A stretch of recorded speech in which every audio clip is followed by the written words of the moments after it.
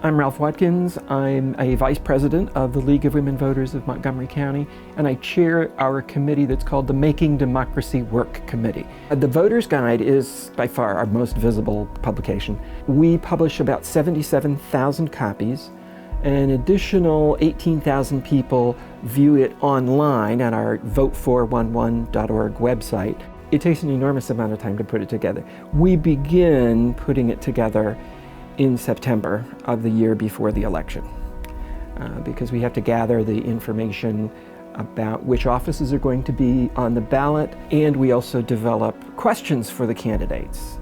And we make a point of deciding on the questions before we know who the candidates are going to be, so that won't influence the type of question that we're choosing. We try to find issues that are of interest to the general public and relevant to the office.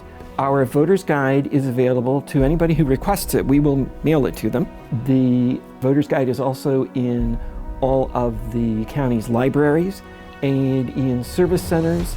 The Spanish edition of the voter's guide was published as an insert in El Tiempo Latino.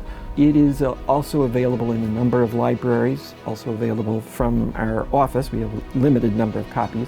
We operate a voter hotline, so people can call the office if they have questions. People sometimes don't know where the nearest polling place is, or where the nearest early voting center is, or how to get an absentee ballot, mail-in ballot. We have trained volunteers who can answer all those kinds of questions. We also work with the County Board of Elections on something called the Polling Place Support Program.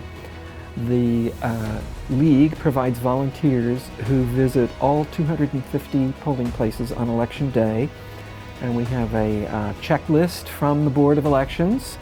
They train us in how to fill this out to make sure that all procedures are being followed at every one of the precincts. I don't anticipate any serious problems on Election Day. So many people are now choosing to vote by mail or during early voting that we've noticed there are fewer people at polling places, so they're less stressed. We have noticed some polling places still need volunteers. Making Democracy Work is a very active committee. We've got about 70 members on it, and then in addition there are people who don't necessarily come to the meetings but are volunteers for voter registration or in the polling place support program. So we've got a lot of workers on that.